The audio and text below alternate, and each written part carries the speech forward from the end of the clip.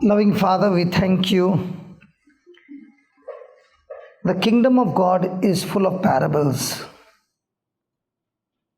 And Jesus, you spoke in parables.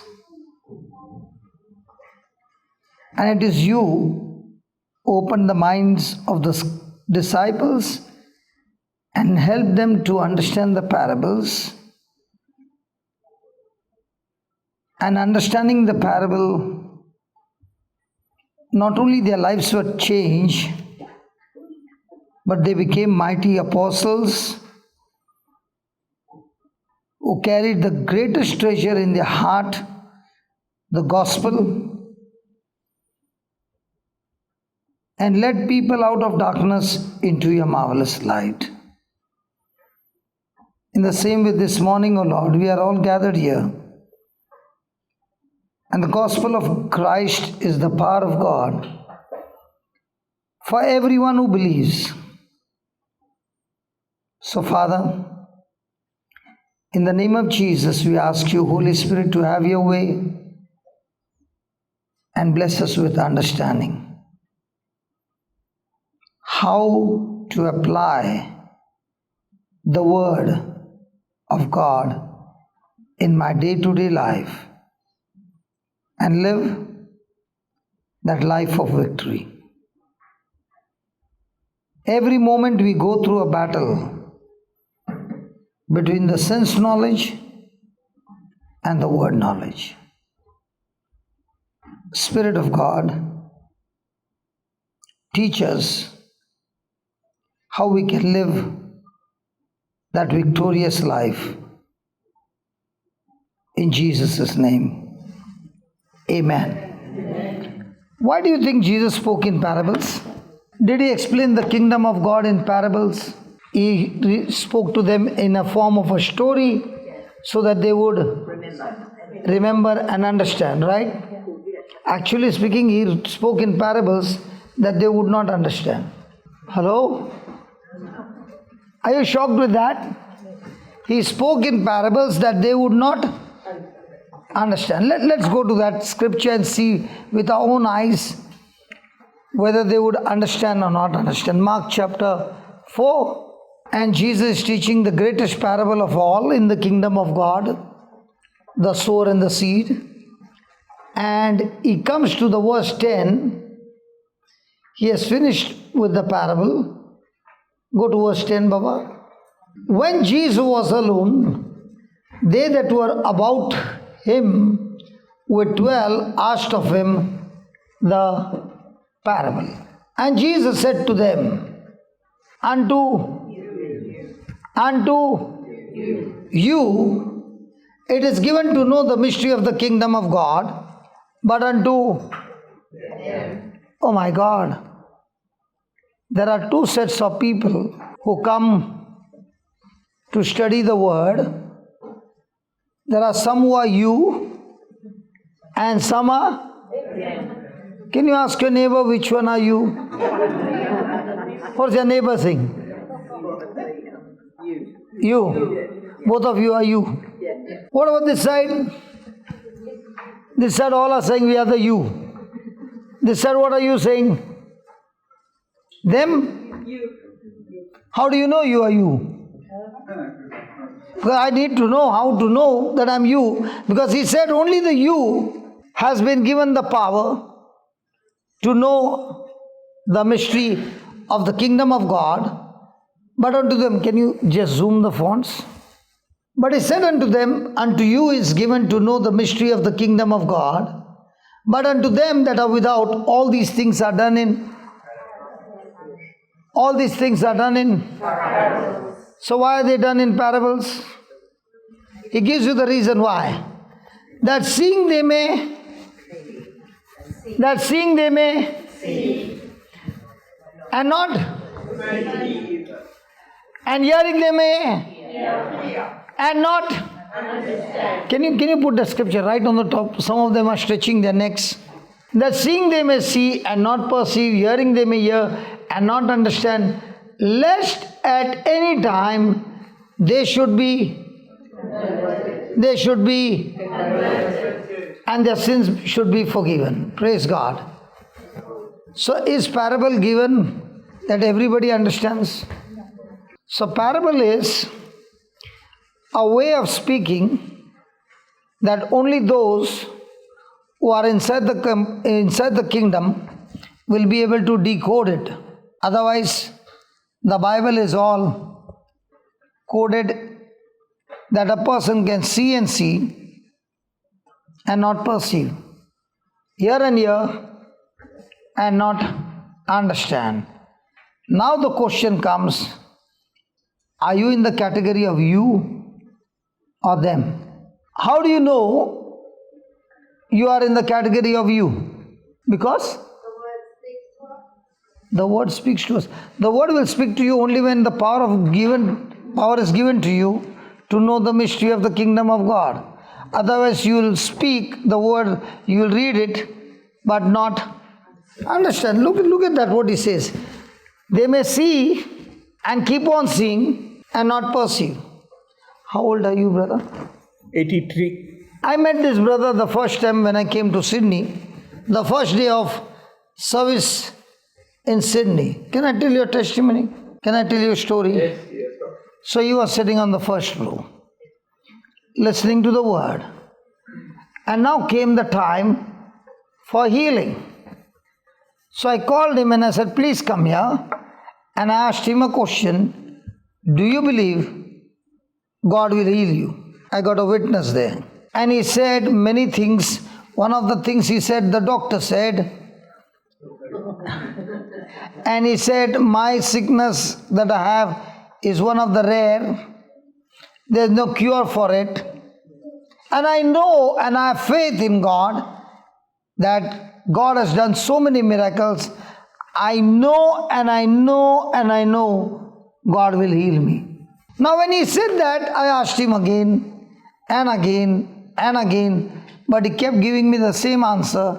And then I said, brother, I can't talk to you anymore and I can't pray for you anymore. You can go and sit down. Now, my question is, when a person comes for a healing and you don't pray and you tell that person sit down, can that person get bitter?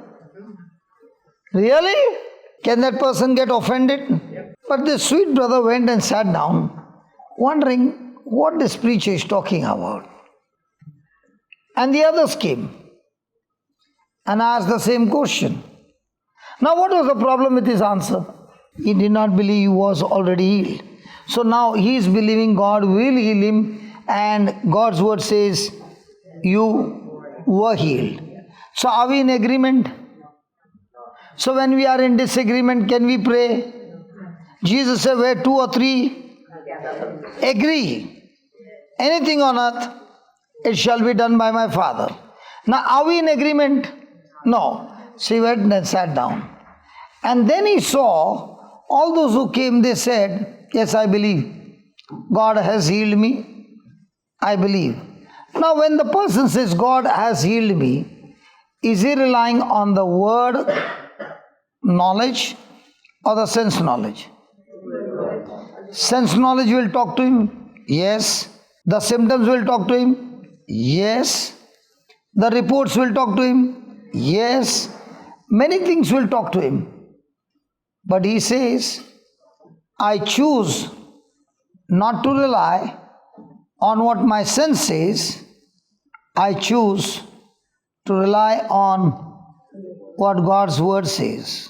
So when he saw every one of them getting healed, the Lord gave him the power to understand. And then when we finished with everybody, I asked him again, what do you believe now?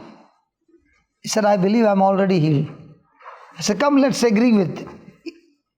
And the next moment, he was walking and he's come today without a stick. Praise God.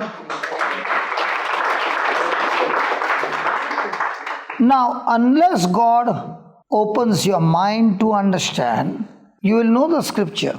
You will repeat the scripture. But a scripture will only work when you mix your faith to what you heard, then the power of God will make you free. The scripture without you mixing will not work. Let me show you. Go to Hebrews chapter 4 verse 1. The brother next to you last evening, he came for 2 days. He had a left eye blind, 100%. He had many other complications and he was speaking about all that. And last evening, when he saw how God was opening different kinds of sicknesses, then I asked him, what do you believe? He said, I believe I'm already healed. So I said, if you believe that, I'm willing to agree with you. And he went back home rejoicing that even his eyes opened up and he began to see everything, and that's God's glory. Amen. So this morning, if we are sitting here, there's one thing we are asking God. God, please help us to understand the mystery, the secret of the kingdom of God. But the day you understand the secret of the kingdom of God, you are no longer living a defeated life, you are living a victorious life. So let's go to Hebrews chapter 4 verse 1. Let us therefore fear. Now this fear is not the spirit of fear. This is a fear that I do not want to get cut off from my relationship with God. Let us fear, a promise being left us of entering into His rest. Any of you should seem to come short of it.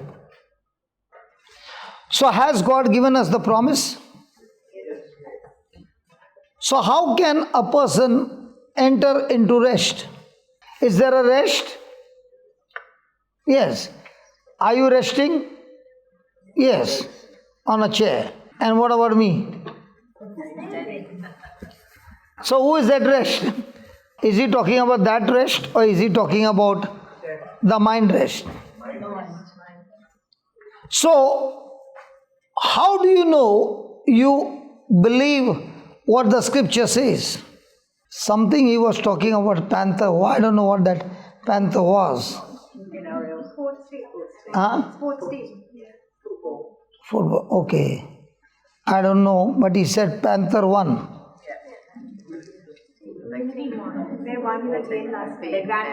This area's team. So the Panther won. The Panther team, yep.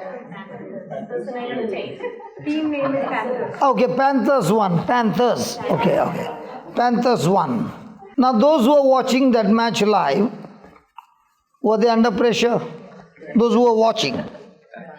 Yes, because they did not know what the result would be. Now that you got the final, somebody said, Panthers won. Now you're watching the same match. Are you under pressure? Why not? Why not? Because you know Johnson's won. Because you know you are at rest. In the same way, how many of you know Jesus won the battle on the cross and he said, it is finished. So Jesus won the match? But do you know it? Do you know it legally or experience? There are two things. One is the legal side and second is the experience side. Legal side, I know that Jesus won it. Good. Experience side, are you in anxiety? Are you in worry? When was the last time you got worried? How many years back? Probably, a couple of years ago with COVID. COVID, probably, 2020. 20 years back you got worried. 2020. 2020. 3 years. From 3 years you did not get worried. Not too much, yeah. Praise God. Yeah, thank you. Then your life will be always supernatural. Because those who learn to enter into rest, even if there is a storm or whatever is happening, the person says, I'm in the winning team. And because I'm in the winning team, the promise of God has given me confidence to believe, and I have entered into rest. Now, were the Israelites entering into rest? Had God given them the land flowing with milk and honey? Yes. Had He given them the promise? But which one did they believe? The giants on the other side or God on their side? So every day, every moment, there's going to be a battle. The devil can win the battle if he can use your sense root. But the devil can always be defeated when you use the spirit root, the promise root.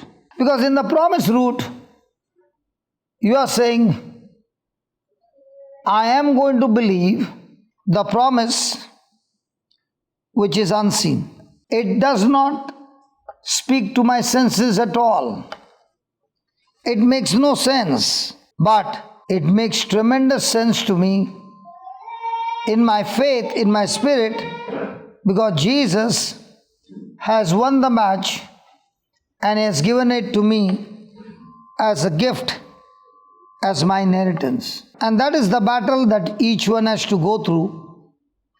Am I going to rely on the unseen, or am I going to rely on the seen? Because inside of each one is a dictator, and that dictator, his name is self, and self wants to operate on things seen. And your battle is, how quickly are you going to learn to crucify that self, so that now Jesus from the cross can work in you and through you in your everyday life. And that's why Hebrews 4:2 says, the gospel was preached to them, just like the gospel is preached to us. God gave them the promises. God showed them the glory. He did everything to the Israelites. And all that He said, I've given you this land, go and take it. Today also, the promises are the same. I won the match for you. And I said, it is finished. That means all that the devil is doing in your life, he has already been defeated, and it is finished. All you need to do is believe in my promise, so that you are at rest. And that believing is your faith. And when your faith mixes to the promises, you shall profit. For unto us was the gospel preached as unto them, but the word preached did not. Why it did not profit them? Because they did not mix their faith. So, the ones who are the you, they learn to mix their faith. And the ones who are the them, they don't mix their faith, but they mix their worries and anxiety, and they operate by sense and emotions and not by faith. So what's the battle every day? Have you ever heard somebody say, I'm very weak in this area. I just cannot control my anger. Have you heard that? Yeah. Is that person weak in that area? If the person is not able to control his anger, is that person weak in that area? A person is not able to control alcohol or nicotine, is that person weak in that area? He is not weak in that area. In that area, the dictator is ruling over that person. That's all. The moment the person asks Jesus to help him to defeat the dictator's self, the person is now extremely victorious in that area. That means the person has been victorious in many areas of his life, but in that particular area, self is sitting on the throne. And when self sits on the throne, self desires for things of the world, things of the flesh that are contradicting to the word of God, and the same person falls again and again. Praise God. Now, for him to get victory in that area, does he need to use his willpower? But which power do we use? See, anything in the kingdom of God, you achieve. Anything, whether it's a good and very good things, you achieve. But in that achievement, Christ was not involved, then you got disqualified. In the kingdom of God, whatever you do, whatever you pray, whatever you speak, it has to go in Christ, through Christ. I'll give an example. There's a bucket of dirty water, and I take that bucket of dirty water, keep it under the tap of clean water, and I open the tap with full force. I go for a 30 minutes walk and I come back. What will be the condition of the dirty water? So did you clean, or all you had was to keep it under a running tap? That running tap, that clean water is the word of God that you're continuously, deliberately, purposely bombarding in your ears. And that's what Jesus said to them. To you has been given the power to know the mystery of the kingdom of God. But to them, they can come for meetings like this 100 times, hear the word, but not understand. Because the moment the person understands, the person can never live a natural life. He operates in the supernatural life. So how will I know who I am? Am I in the you, or am I in the them? Give me that again, Mark 4:10.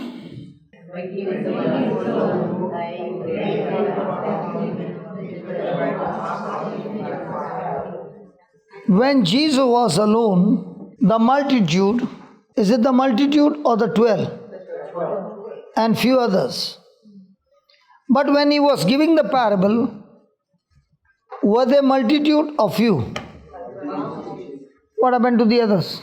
So the ones who spend their time with Jesus alone, meditating on the word and the teaching and what they have received, day and night bombarding those words in their ears, they are the ones who receive the power to understand. And if you are not spending time with him alone and bombarding your ears with the word, you will not have the power to understand the scriptures.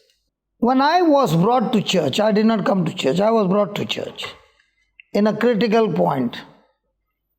Depression, memory zero, demonic sickness, and at the age of 33, on my journey to death. And I was brought, and the priest was preaching. For the first time in my life, I began to give attention to what was being spoken, because I did not want to die at 33. At the age of 33 was the first time I opened the Bible. As he was talking and I was hearing, this priest told my wife, you need to bring him here for 9 days, continuous, so that he receives the body and blood of Jesus. There's praise and worship. There is the word of God being preached for 1.5 hours, and then there's laying of hands. So when we were going back home, this priest said a word. You can take him home. He is completely healed. Now, what he said and what my wife saw was entirely different. I was still having no memory. I was still having the infirmity.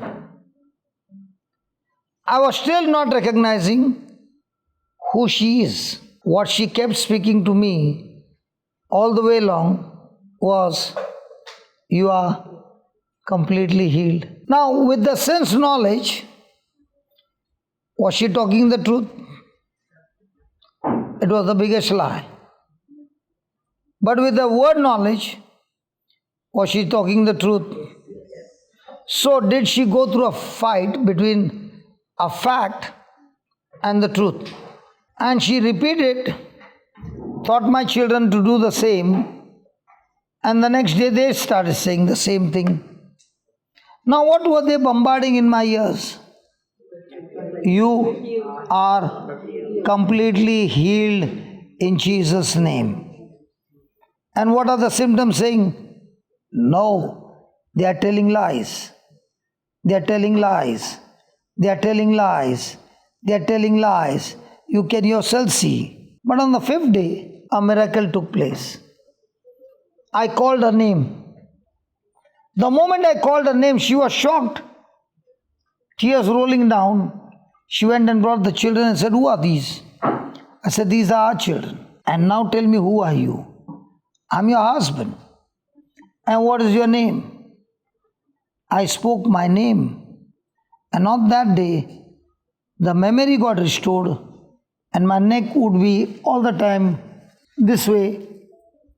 It got healed 26 years back. And from that day on, I began to read the Bible, and I understood nothing. I would be sitting and crying because I don't understand anything. But one thing was, God gave me a great craving to know what is in the Bible.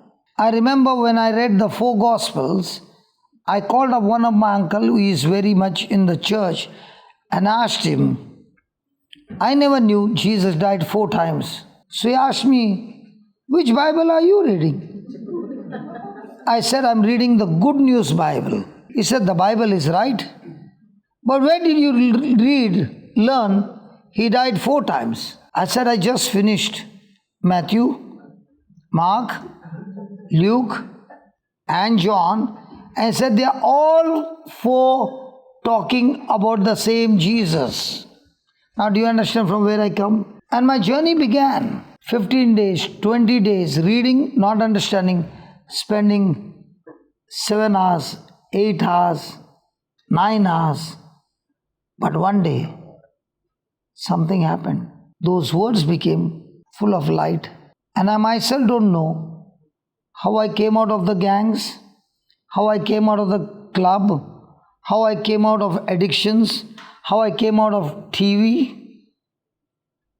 So many things I could not understand. The bad language changed, everything changed. But today I understand that I did not come out with my strength, but what I was reading is Christ. And in Him and through Him, I was set free. And it became so easy that I learned now, instead of saying, I will not do this and I will not do this, now I learned, I will do this because it's written in the Word of God. So began my confession. Have you heard the word confession?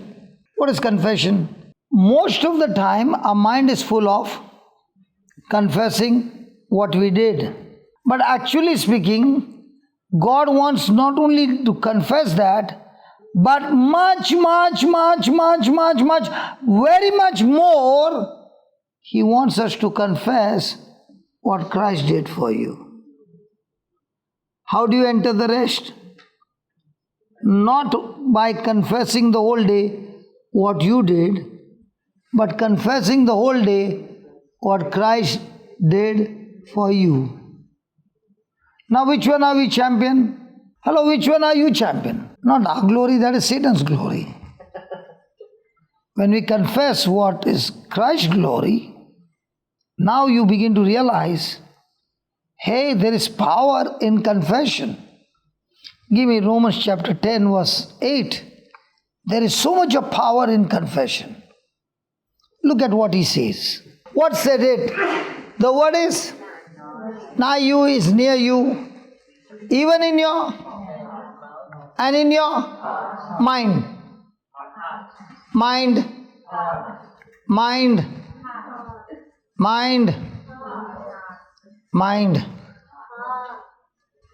What is very important is, when I confess the word, it has to be in my mouth tongue, and in my mind, and in my heart. heart. But most of the time, from where do we confess? Mouth. Mouth and mind. so how do you understand the difference? How do you know you are believing in your mind or heart? What's the difference between believing in the mind and believing in the heart? Because one thing, remember, when you believe in the heart, supernatural is guaranteed. When you believe in the mind, yes. Why don't you also sit down here? Please. Please, your mom is there with you the whole day. Come. Because I rarely get people who answer questions. And those who answer questions, I am so sure in the future I will be attending your class and sitting there with so many. The reason I brought you in front is not because you are naughty, but because I know the potential which is inside.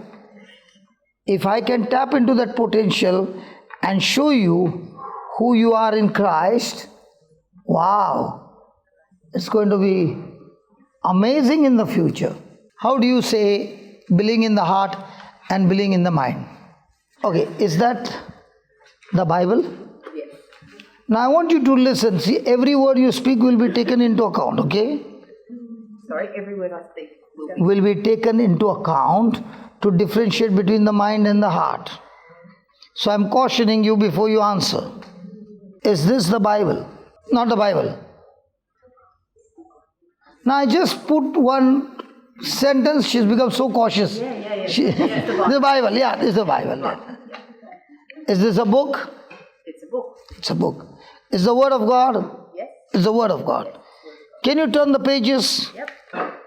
Wow. Can you read anything from there? Yes, I can. Read. Oh yes. For the kingdom of the heaven is. It's in English. Can you feel the pages? Yeah. Now, did you hear what she said? She said, this is the Bible, Word of God. She can feel the pages. She can turn the pages. And it is written in English.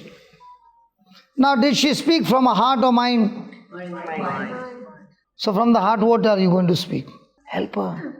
Well, it's been written on your She's heart. crying. It's got moved from. It's moved from your head, from your mind into Listen, your heart. My intention is not to make you cry, but my intention is to make you understand the power of God that you're going to experience now. Okay? Yep. Okay, listen. In the Bible, there is a woman with the issue of blood. And this woman is suffering from 12 years. One day, she heard about Jesus. But before she could hear about Jesus, the Bible says she went to many doctors, she spent all the money that she had, and she grew worse. Everyone, if they don't speak from the heart, they are growing worse. Because you grow worse when your lifestyle is focused on your mind. But one day, she heard about Jesus and she said, if I touch his garment, I shall be healed. Tell me honestly, don't you want to touch Jesus? Yes, so too. So how will you touch Jesus? From your heart or from your mind? Heart. So how will you touch Jesus from your heart? Now watch what happens to her. She gave the answer, that's a book, that's everything from her mind. Now you open the Gospel of John, chapter 1, verse 1. In the beginning was the Word. Pause. In the beginning was the Word. Then And the Word was with God. the Word was with God. And the Word was God. And the Word was? And the Word was? God. So who are you holding? God. How would you hold? The Word became flesh, right? So who are you holding now? Who are you holding now? The flesh. The flesh of Jesus. Yeah, Jesus. God. If that woman touched the garment and the power went through her, that's God talking to her. How would you touch him? That way? I read. Or take him in your arms? So take the Bible, the Word, embrace, close your eyes and say this: Jesus, all this time I was speaking I was speaking through my eyes through my eyes what I saw. what I saw. But now, Lord, But now, Lord, I am embracing you I'm embracing you. and I can feel your heartbeat And I can feel your heartbeat with my heartbeat. with my heartbeat. And as the woman touched And this woman touched your garment, your garment. the Bible says, The Bible says power went through her. power went through her. Right now, Right now, I can experience I can experience your love your love touching me. touching me. Your love is touching me, Lord. Your love is touching me, Lord. And all hurts, And all the hurts, bad memories bad memories are flushed out are flushed out of my life. of my life. I thank you, Jesus, Thank you, Jesus, for this love. for this love. Amen. Amen. Can you come here and tell us what is happening? Tell us what happened just now. I could relate to everything that you said, just about, I've been reading the Word and just not understanding for years, and yet I really want to know. And I knew it was my unbelief and just myself, and I just wanted to do it all myself, I suppose. I don't know, just not believing what I was reading. It's just getting harder and harder, and I'm getting more desperate and more desperate. And yeah. And what happened just now? He said he has given you the power to know Yeah. the mystery, the secret Yeah. of the kingdom of God. Yeah. Just everything you said there, and it just sort of, And what pain you had come with. knees, back, legs,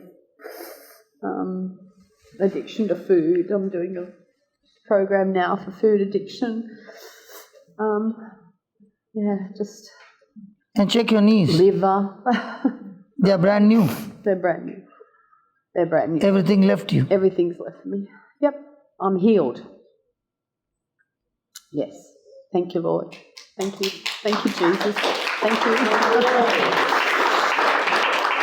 And I now understand the word.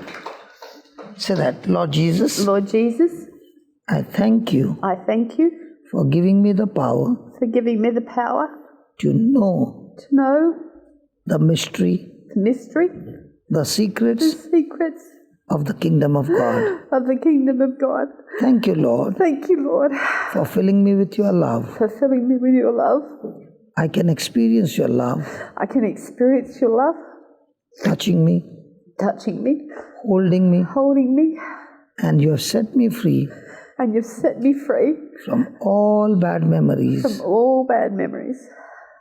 I bless I bless everyone everyone who has hurt me, who has hurt me, and I set them free. and I set them free.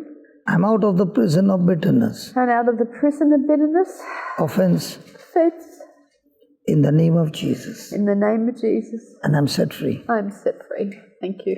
Amen. Amen. Thank you. Now, is there an advantage of sitting on the first row? Yes. There is. It's a great Can you one. do one? Can you do one thing? Yep. I don't know who she is. The one day. Second one. Yeah. Yeah. Second row. Yeah. I want you to just give her a hug, what you receive from Jesus, Yep. and see what happens to her. Come here. And say these words. Jesus, Jesus. I'm going to hug her Jesus, I'm going to hug her with your hug. with your hug. The same anointing in me is going to go into this sister. Okay? Yep. Are you ready? And keep holding her and say this, Lord Jesus, Oh, Jesus. I thank you. Oh, Jesus, I thank you. They're both getting full. Hey, come on, somebody come and hold them. Thank you, Jesus. Lord, I thank you. This is not just a human hug, but this is you hugging and setting both of them free from all hurts and wounds and bad memories. When the anointing flows, the anointing removes the burden and destroys the yoke of the devil. I thank you, Lord, that the pure God kind of love is flowing right now, and I set them both free as they are drunk in your spirit, totally drunk, Lord. Totally their lives are changed, and you have given them the power to know the secrets and the mysteries of God. Amen.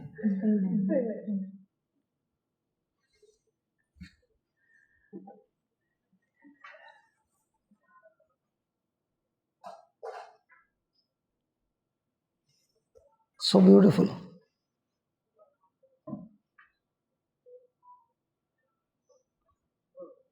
Thank you. Thank you. How was that?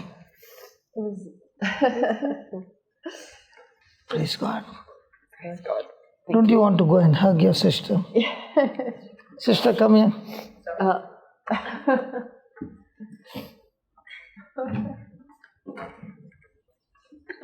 Tell the Lord, Lord, what you have blessed me, I want my sister to enjoy the same.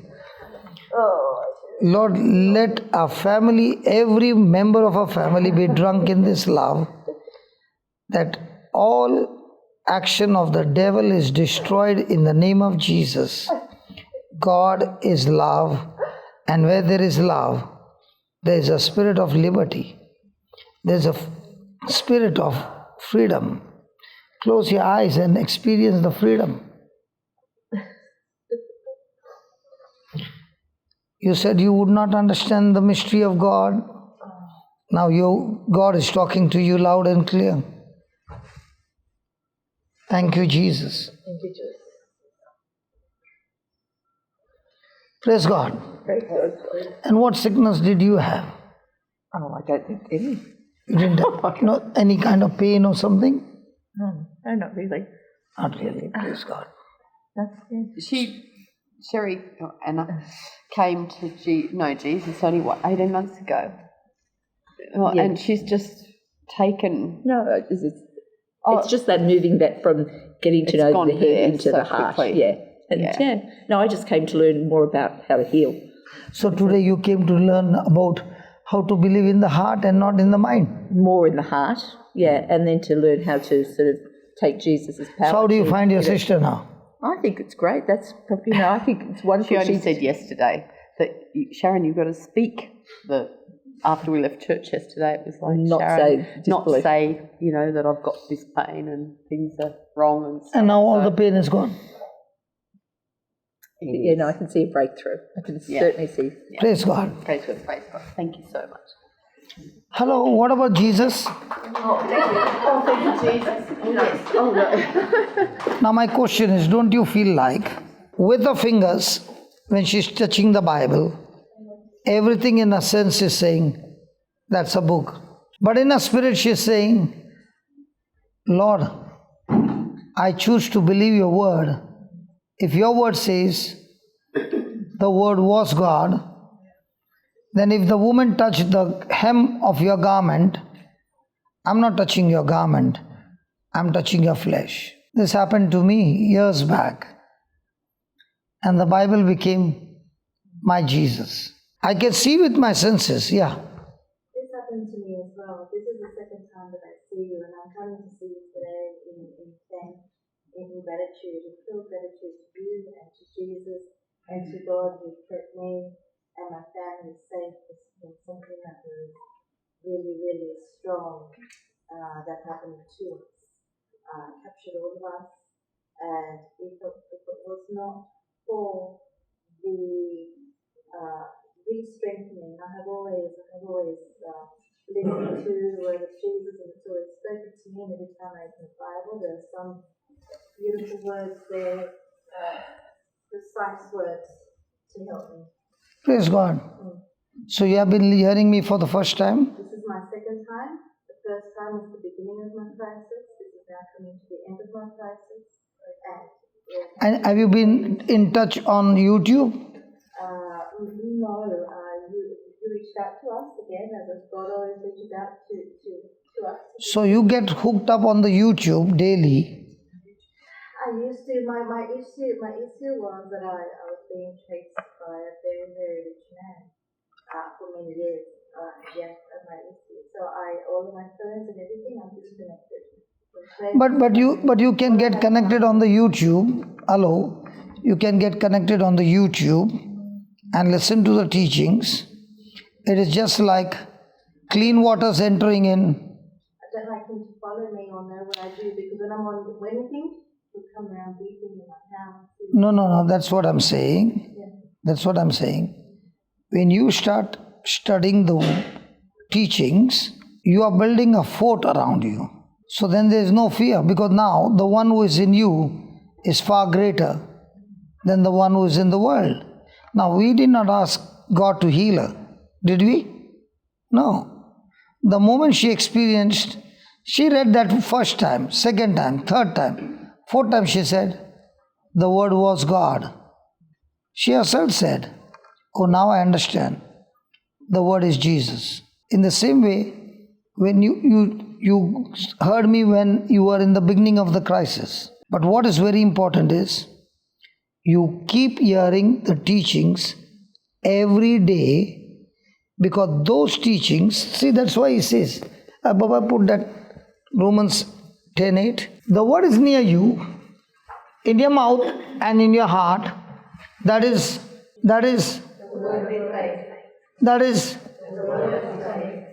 as long as the word is in your mouth and in your mind, it has not yet become the word of faith. When she spoke, that's a book. She was speaking from her mind. The moment she changed, that's Jesus. She spoke the word of faith. And the word of faith worked. And whatever was there, infirmity in her, for whatever reason, was all gone. So the battle is not how much you pray. The battle is how much do you believe. Because my favorite question is about believing is, if you got $10 and you spend $7 on a poor man, how many dollars will you have? I said you got $10 and you spend $7 on a poor man, how many dollars will you have? 3 in physical. And otherwise? Well, in spiritual, you could be sowing a seed, like you're looking after the poor. So Jesus, the word says, will look after us and multiply it. So Praise God.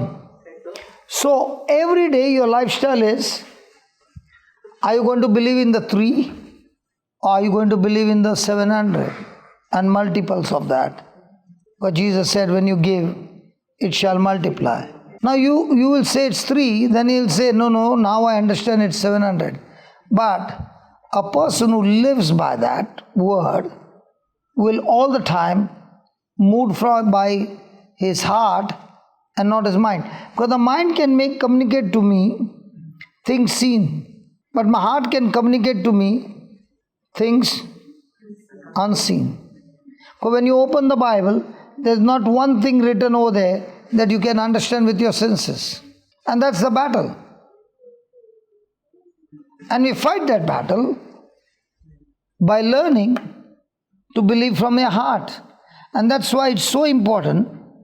Thank God you heard it before the crisis and now the journey is going on. But what I want to tell you is, if you can feed yourself, that is your spirit, every day with teaching. Why am I saying teaching? But when you are hearing the teaching, God is talking to you. When you are praying, you are talking to God. Which one do you want more?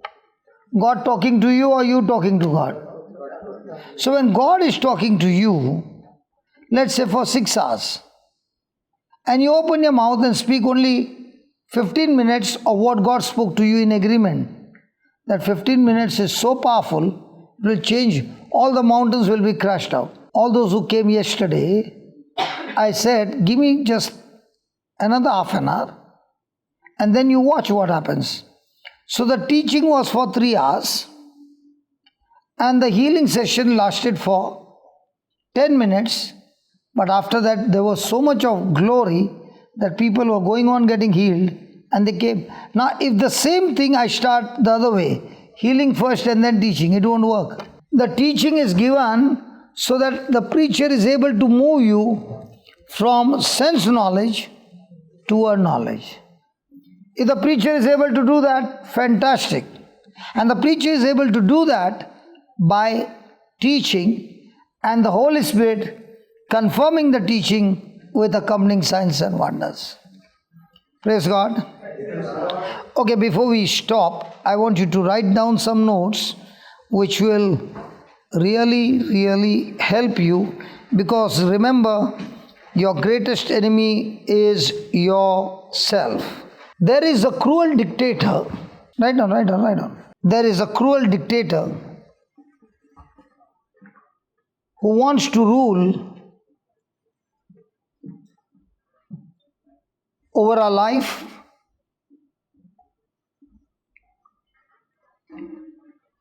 and keep us in bondage. I'm just thinking about your son. He's looking so happy. Must be saying, thank God brother took that mama there. So that when mama comes back home, she's a total change mama. There's a boy of 11 years, his name is Aliston. So he was addicted to games and the mom would keep on saying. Then the mom got addicted. She got so addicted to the YouTube, listening to the teaching, that she would not even bother to tell him anything. So he began to wonder, how come my mom has become the coolest woman on earth? So he was interested, what changed my mom from a hot mom to a cold mom? So he also kept playing the game and at the same time listening to the teaching. About a month later on, he came and told his mom, I don't have any desire for the game. I want to listen to what you are listening. He's an 11-year-old boy. Every day he has got a Bible class before going to school and after coming from school. Hey mama, I'll tell you one thing, all you mamas. The best investment that you can give your child is put that YouTube on day and night. Whether your child is listening or not listening, keep it on. But be careful, you will have cops in your house. Because now your children will be the cop telling you, Mom, what you just said is absolutely wrong. I can call brother and confirm it. And when the children become cops, it is so good to see that mom and dad submitting to the word of God and lives are being changed. So your dictator self will say, who is mom? Me or you? No. Lord, I choose to crucify my dictator self. Praise right. Self wants to be the king and sit on the throne.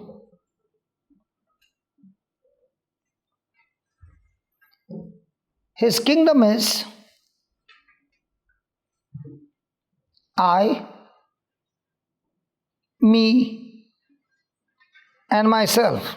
And this began when Adam disobeyed God and the nature was changed from God's nature to selfish nature. Self wants to rule over our life. Next line in capital letters, please. When self is on the throne,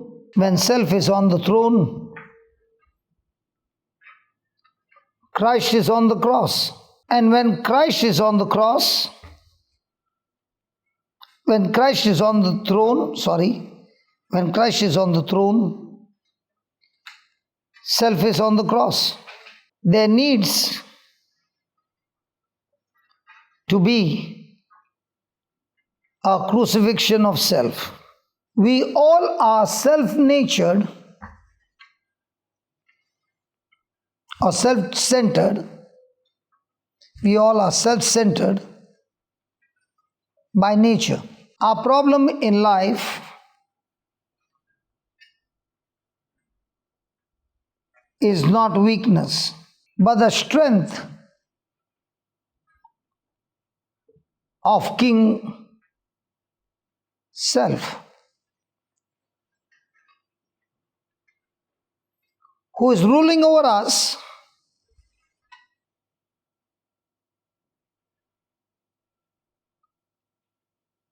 if we have not put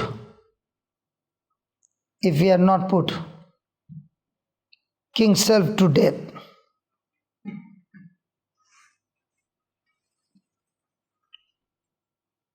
What we need is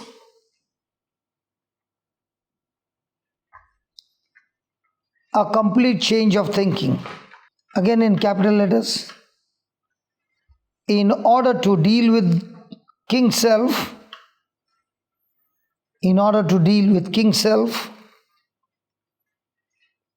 we need a new mind.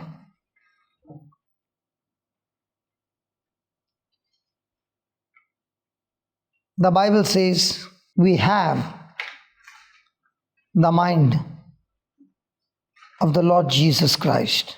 If we heed to what the Bible says,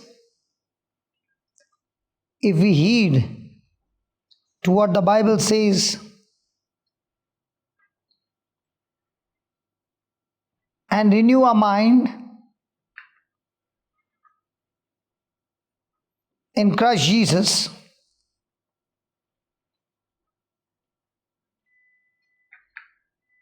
then it will be life-changing. The mind of Christ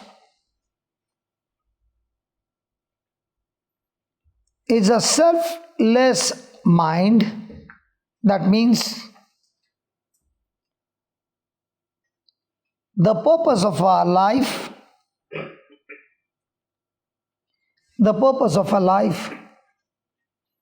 is not us.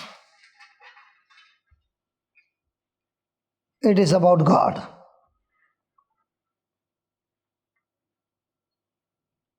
That means God wants us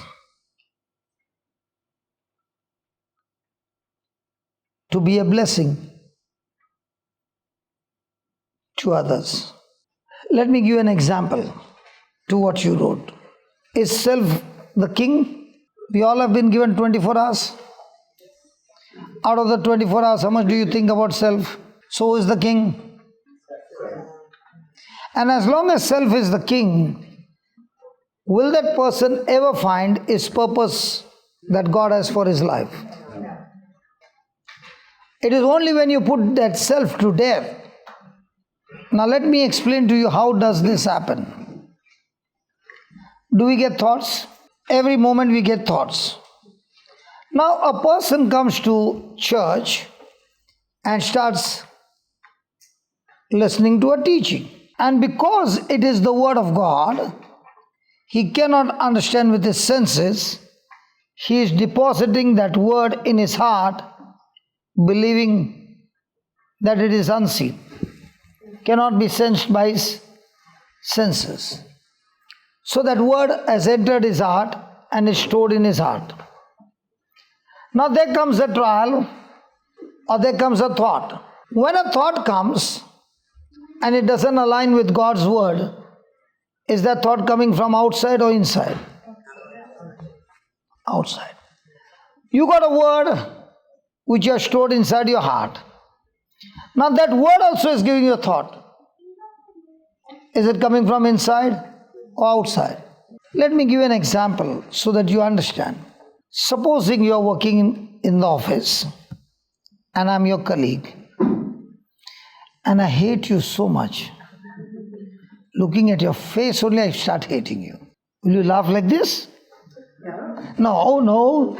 So I hate her and these are your friends and in their presence I don't say anything to you, but I hurt her and insult her and I walk out.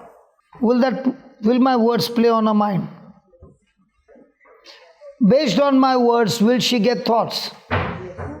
Miserable thoughts or lovely thoughts? Now, even on bed when she's sleeping, who is she remembering? Is it possible? Yes. Now, are those words God's word or my words? Your word. Are they really my words or the devil's word? Devil's word. So you're calling me devil? Okay. Okay, devil's word. Now, as long as she's doing that, is she thinking about a poisonous thing or a good thing? Next day I come, again I do the same. And I tell her, your friend, no? She did that project, no? It was a big flop. And I tell these people also, in front of her. What happens to her, Jade? Don't smile. What happens to her? Replay on her mind. After 1 week, what will happen? So what will you do if a person like me operates in your life? Hello? Is it crisis? On purpose crisis? Yes. She was doing very good work and I'm jealous of her. So I'm injecting her every day with poisonous words. Will it affect her work? Will it affect her family life? Now what will you do? Simple. Go to the doctor. Take some anxiety pills and live your life with those pills forever. Ha ha. So what will you do? Give it to the Lord and the Lord will take it. And you will not remember it. Don't give me some theory, give me something practical. What will you do if you have people like this? And people like this you don't find in Australia, but in India surely. Sorry? Yeah, what will you do with the anger?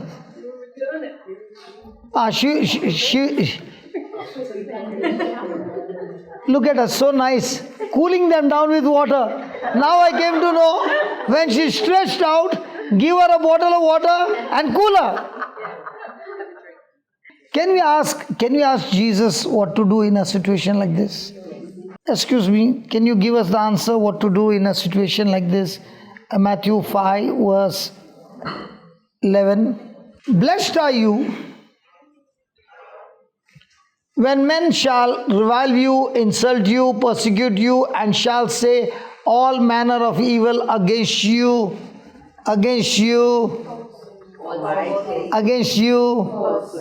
And what am I doing? Falsely. Then what do? Verse number 12. You cry and you cry and you cry. When you finish crying, go into your spouse's arms and cry in his arms. And then call up your mama and tell the mama what's happening. And don't forget to call the intercession team. And they will also cry and pray for you. What's the solution Jesus gave? Rejoice. And why do you want to rejoice? Hello, why do you want to rejoice? I remember Jesus also was persecuted.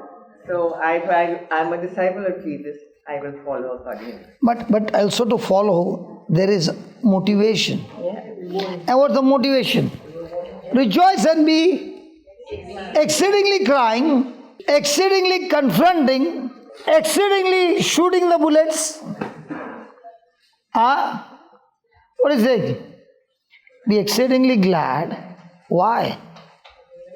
Great is your reward in heaven, for so persecuted the prophets which were before you. Now you read this scripture and you have planted in your heart. Now is this scripture alive? Now when you are in a situation like this and all those ungodly thoughts are coming and this scripture is speaking to you as well, rejoice and be exceedingly glad. Now, is it easy? But now when you made a decision, Lord, I don't understand how to rejoice because of what is happening. My emotions are all torn. I am torn apart. But because you tell me, and because your word says, I'm going to put some nice praise and worship and start dancing. An incident happened many years back that a lady came to meet me and she said, my husband hates me and I delivered a baby and the baby is very small.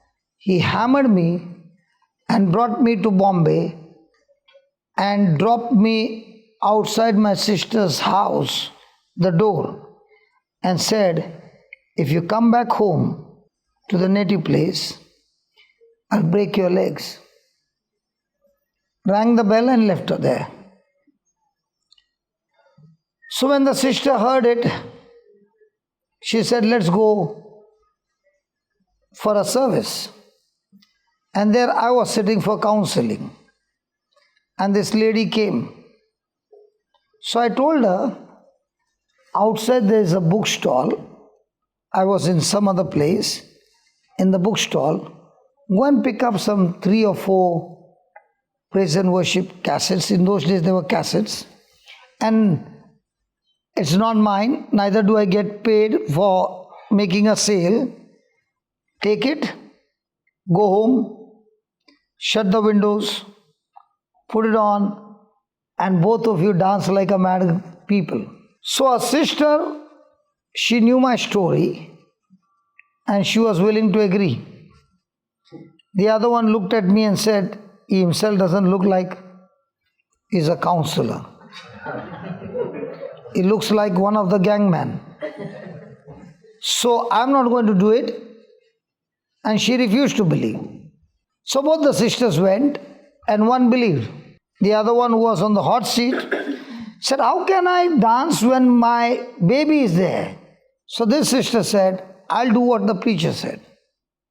So she put on the cassette and she began to dance like a madman, singing praises of God. Suddenly something happened to the other lady. She also started dancing. Now the whole day what they are doing? Praising and dancing. When the husband comes home, A's husband left her with B.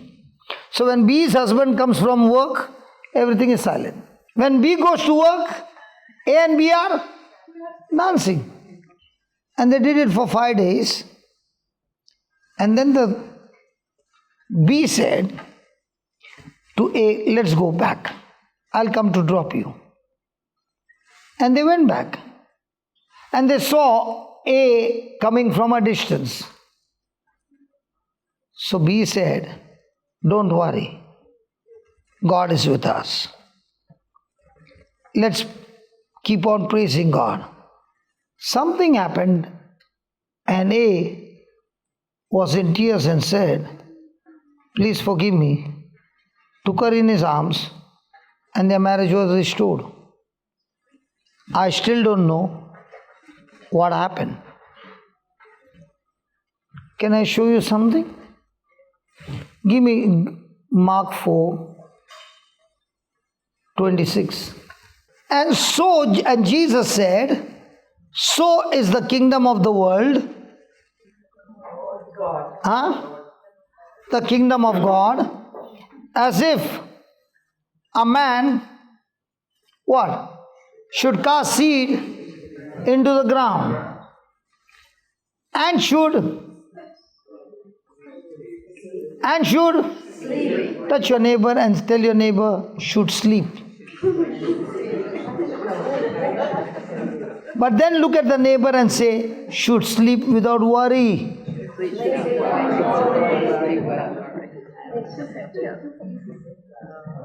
Because I troubled you, will you sleep without worry? So, should sleep and rise night and day. That means you plant the seed and go to sleep, but without worry. When you rise up, do all the responsible things that you are supposed to do. But at night, go to sleep without worry.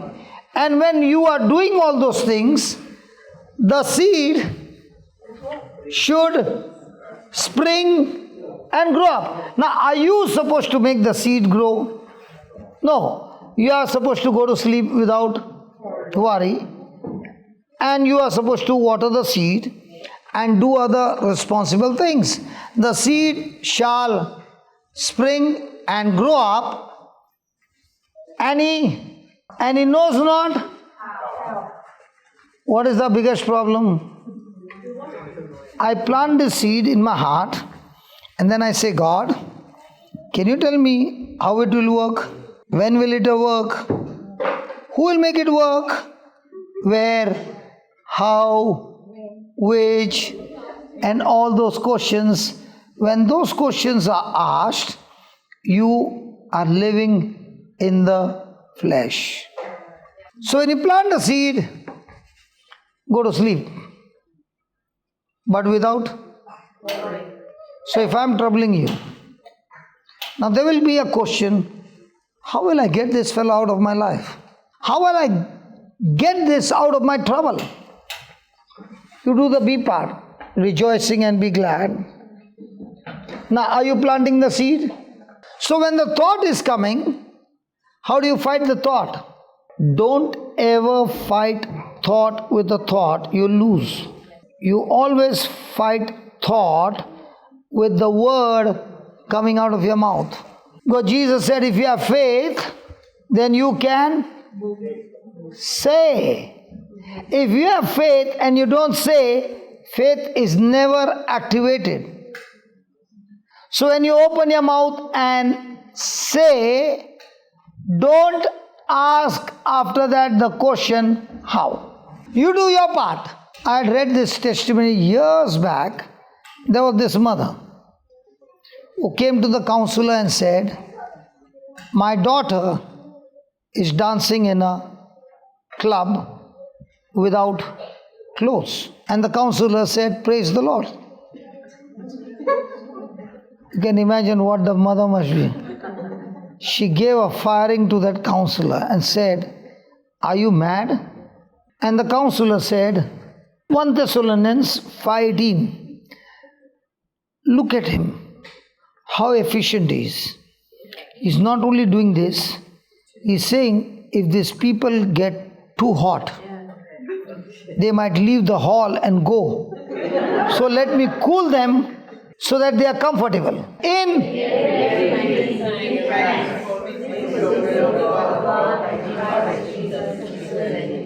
So do we give thanks in everything? So the counselor said, I don't know how, I don't know anything, but I know one thing. It is God's will that you give thanks to God even in this situation. So shall we pray? And the mother said, I can't feel like praying. I can't feel like giving thanks to God in this situation. So he said, it's not about feeling, let's just do what the word says. And the mother started saying, thank you, Jesus, not for, but even in a situation like this, I'm giving you thanks, believing that you are greater than the situation I'm going through and my daughter who is doing this stuff. Now, as the mother followed the instruction given in the seed, that very moment, there was a man of God passing through that same lane, and the Spirit of God said, I want you to go inside. He looked at the board and said, get behind me, Satan, because God will never tell me to go inside. And the Lord said, no, it's me telling you. Go inside and you will find a girl dancing. All you have to go and do is just tell her, Jesus loves her. Nothing other than that. So he goes inside and he finds this girl dancing and he says, Jesus loves you, and comes and sits with his back towards her and is waiting. Now, Lord, what do you want me to do? Just hang on there. The girl is not able to perform because there's somebody who said, Jesus loves you. People love my body. They never love me. Who is this person? So she comes dressed up and says, can you tell me who is this Jesus who loves me? And he preaches the gospel to this lady. The lady receives the gospel there and she says, something has happened. I want to go home. I can remember my mom. He says, come on, let's pray. Next morning, the baby is at the door. And the mom has such tremendous love by giving thanks to God. She does not question the girl, embraces her and gives her love. The same woman is the mighty woman of God today. I'll tell you, when you start doing things what the word of God is saying, don't ever ask God how. Plant the seed and then go to sleep. When you rise up, water the seed. How do you water the seed? Lord, I thank you. My spouse has changed. I thank you. My children are saved. I thank you, Lord. Breakthrough has come. Recovery has come. I thank you, Lord, that your light is shining in the hearts of my loved one. I thank you. I thank you. I thank you. I thank you. And keep on speaking your desires and let the seed sprout. Because you don't try to make the seed sprout, but that's not your job. And if you put that seed of faith, of God's seed, that seed will produce you the harvest of heaven. So are you going to open your mouth and plant the seeds of your trouble? Or are you going to trouble your trouble by planting the seeds of the written word of God? When you plant the seed, rejoice and be glad. Lord, I don't feel like, but I'm going to do it anyway. Praise God, because your word says so. And you get so much marinated in the teachings, in the preaching, in the written word of God, that now every stronghold in your mind is destroyed. And remember, a new stronghold, foundation of the word, is built on your mind. And now you're full of joy. You're full of peace. Can I ask you a question? Does anybody know that I've got issues in my knees? Medically, I'm not supposed to stand more than 45 minutes or 1 hour. And thank God I stand only 10 minutes every day. Now I know what the report says, but also I know what the word of God says. Which one do I choose? Never fight the snake on the ground. The eagle never fights the snake on the ground. The eagle fights the snake in the air. The eagle is strong in the air. The snake is strong on the ground. The devil is strong on your sense knowledge. And you are strong in your spirit knowledge, in the word knowledge. Don't you even think of fighting him on your sense knowledge. He'll kill you. Take the fight in the unseen realm. Use the word of God. Plant those seeds. Open your mouth. Speak them from your heart. And then give thanks to God with rejoicing and be exceedingly glad Don't ask the question, how? Because yourself, who is the king, he is out there to abort your miracle. He is your greatest enemy. Satan is not your enemy. Satan is already defeated. He has no power over you. He has only power to use lies to talk to your senses. And if you give room to that, that's when he can take control over you. When you go to the airport, especially airport like Bombay, Heathrow, when you stand there, you'll see 5-6 flights one after another. You can see those lights, all in a queue. If the control tower doesn't give permission, can that flight land? No. Your sense knowledge is giving permission for Satan's lies to land, but the same control tower used by the word of God, no landing. Ask your neighbor, who do you give permission? The devil or God? And you have got your own control tower. And it all starts with thoughts. You can never go into an action without thoughts. So which one is more dangerous? Your action or your thought? Now when you are looking at me also, you got a lot of thoughts. This fellow has got no rules and regulation. It's time for lunch. We are late by 1 hour, 12 minutes. Father, change his heart. Hallelujah. I'm told that your timing changes sometimes, 1 hour plus, 1 hour minus. Why not in the kingdom of God, timing changes by 3 hours plus? Lift your hand up and let's pray. Heavenly Father, we have heard your word, and today you have taught me. When I sit alone with you, Jesus,